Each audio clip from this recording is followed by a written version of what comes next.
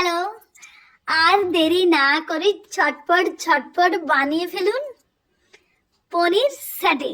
হ্যাঁ বন্ধুরা, আর কিন্তু রেস্টুরেন্টে যেও খেতে হবে না, একটা বাড়িতে খুব অল্প বাড়িরই উপকরণ দিয়ে বানিয়ে ফেলুন। রেস্টুরেন্টে এত এত পয়সা খরচ করে কিন্তু খেতেই হবে না। হ্যাঁ বন্ধুরা, তো আত্মীয় স্বজন পরিজন এমনকি বাড়িরও লোকের মনোরঞ্জন করতে তাড়াতাড়ি বানিয়ে ফেলুন বাড়িরই কিছু উপকরণ দিয়ে। যে খুব যে অনেক কিছু লাগবে তা নয়, দেখতে থাকুন ফুল ভিডিওটা স্কিপ না করে। আগে তো বলুন কে কোথা থেকে আমার এই ছোট্ট ভিডিওটা দেখছেন। হ্যাঁ, ভিডিওটা ভালো লাগলে অবশ্যই কমেন্ট করবেন আর বন্ধুদের মাঝে শেয়ার করবেন, একেবারে দেরি করবেন না কিন্তু। তো এবার দেখতে থাকুন কি কি নিলাম।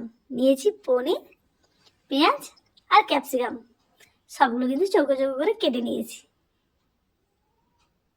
আমি অল্প পরিমাণেরই করছি, যেমন পরিমাণ বাড়াবেন তার সমস্ত উপকরণগুলো বেড়ে যাবে, এই আর কি। তো দিলাম স্বাদ মতো লবণ, অল্প একটু হলুদ গুঁড়ো আর অল্প একটু লঙ্কা গুঁড়ো। তো দিয়েছি এখানে পেঁয়াজ, রসুন, আদা আর কাঁচা লঙ্কার পেস্ট দিয়ে ভালো করে মাখিয়ে নিচ্ছি। তো আমি একটা কাঠি নিয়েছি, এই কাঠিগুলো কিন্তু বাজারে পাওয়া যায়। তো যদি না থাকে আমরা কিন্তু নারকেল কাঠি দিয়েও বানাতে পারবো।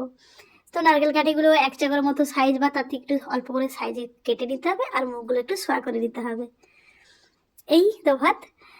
তো সুন্দর করে আমি মালা গাঁথার মতো দেখুন গেঁথে নিয়েছি, সুন্দরভাবে তৈরি করে নিলাম সবগুলোই।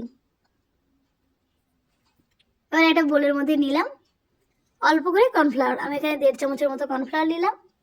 তার মধ্যে দিলাম স্বাদ মতো লবণ আর সেই যে কাঁচা লঙ্কা, আদা, পেঁয়াজ আর রসুনের পেস্ট 1/2 চামচের মতো দিয়েছি। দিলাম চিলি ফ্লেক্স, চিলি ফ্লেক্সটাও কিন্তু বাড়িতে বানানো যায়।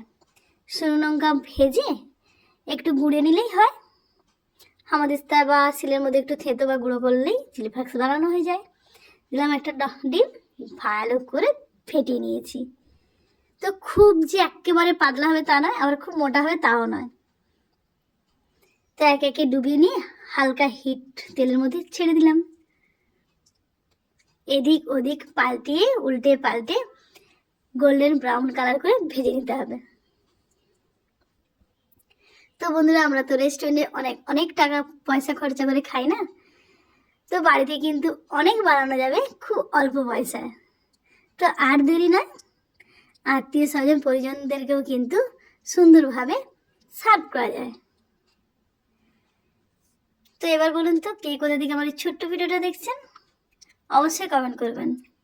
আমি কিন্তু আপনাদের এই ছোট্ট ছোট্ট কমেন্টগুলো ভীষণ ভীষণ পড়তে ভালোবাসি আর আমাকে আরও ভিডিও করার জন্য উৎসাহিত করে। হ্যাঁ, রেসিপিটা ভালো লাগলে বন্ধু বান্ধবীদের মাঝে শেয়ার করে দেবেন। তাহলে আবার দেখা হচ্ছে একটা নেক্সট ভিডিওতে।